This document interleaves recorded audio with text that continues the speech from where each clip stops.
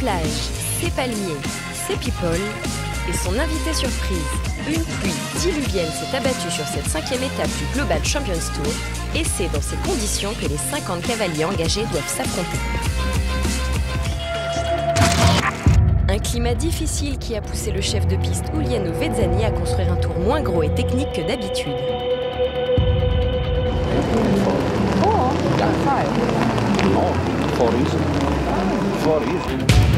15 couples sortiront ainsi sans pénalité de la première manche et parmi eux, 4 Français.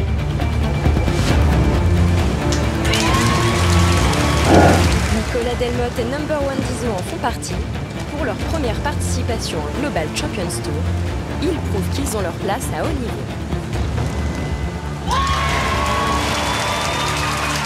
Nicolas Delmotte, pour moi, qui est quand même un des tout meilleurs cavaliers de France, c'est un champion à cheval et un cheval qui n'est quand même pas à ce niveau-là, qui n'a pas tellement tourné, qui n'est pas évident à monter et qui a fait un parcours magnifique.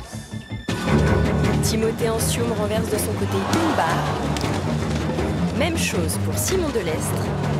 Avec des chronomètres rapides, il se qualifie cependant pour la deuxième manche.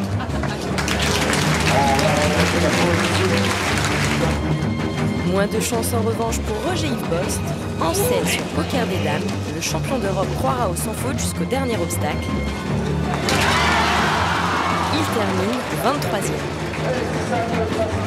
Ouais, je fais le dernier, une petite faute, mais j'ai pris un peu mon temps pour le sauter à la fin et j'ai changé 2 fois d'avis parce que j'ai accéléré après l'avant-dernier et après j'ai ralenti.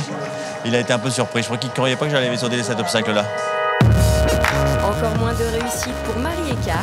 En selle sur Maïsel de Brève, elle fera un début de parcours presque exemplaire, mais fera tomber les 3 derniers obstacles.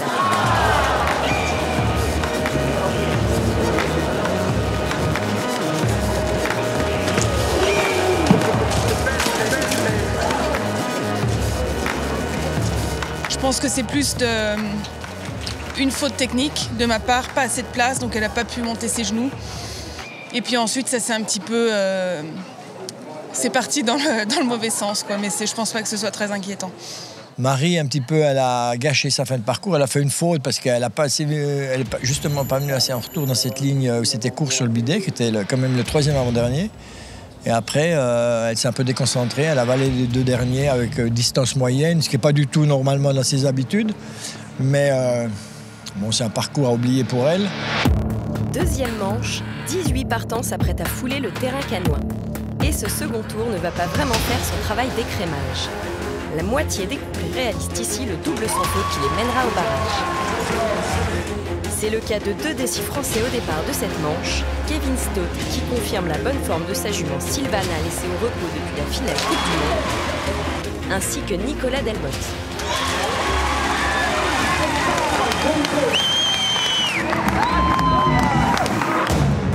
Contre-performance en revanche pour Julien Epaillard. Fatigué, Cristallo accroche 3 barres.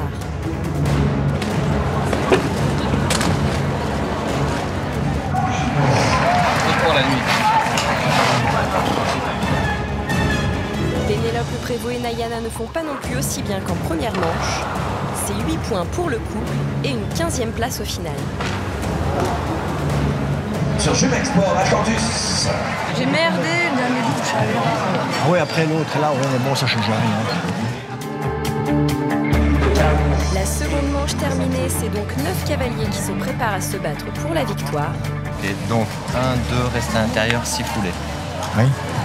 Tourner le double, demi-tour le bidet, 6 foulées l'auxerre. Kevin Stott et Sylvana sont les 3e à prendre le départ de ce barrage.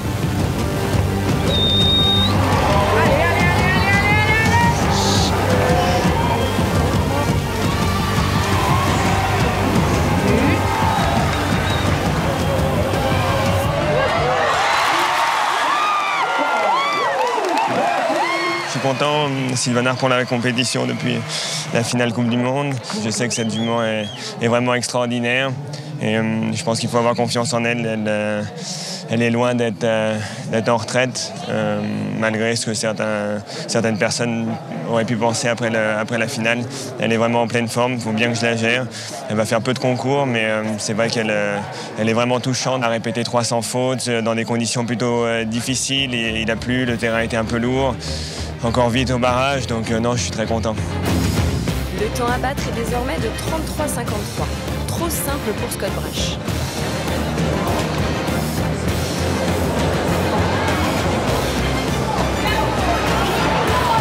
Avec Hello Santos, le Britannique abaisse le chronomètre à 31,99 et prend la tête au provisoire.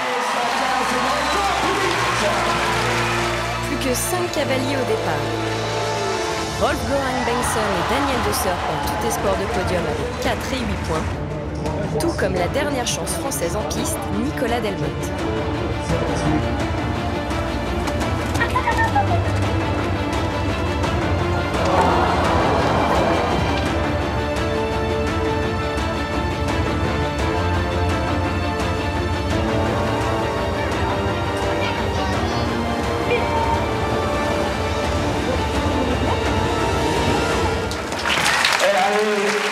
Je suis très content de mon cheval, il a sauté vraiment les deux manches vraiment super. Et puis au barrage, je suis parti un petit peu vite et c'est moi qui ai négligé un tout petit peu le numéro 1. J'ai trop pensé à faire mes 6 foulées en avant, derrière, et j'aurais dû l'aider un tout petit peu plus. Il fait pas une grosse faute, mais assez pour qu'elle tombe. Luciana Diniz et sa jeune Fit for Fun alignent leur 3e sans faute, mais ne seront pas aussi rapides que Scott Brash.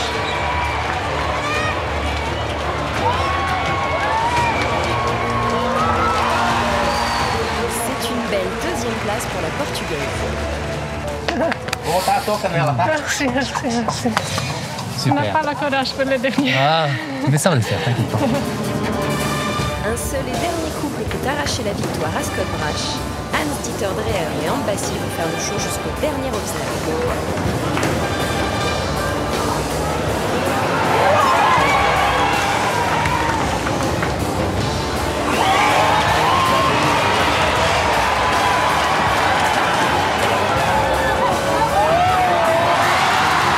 Après la finale de Doha l'an dernier, Scott Brash s'offre cette fois la 5e étape du circuit et confirme une fois de plus qu'il mérite bien son brassard de numéro 1 mondial. Yeah, the horse jumped fantastic. The weather was kind of beat everyone in the first round, and it was tough. The first round was very tough, but I must say it's been great. It's cleared up, and the second and third round was really good jumping, and my horse jumped fantastic throughout every round. Prochain rendez-vous pour les cavaliers à Monaco dans 2 semaines.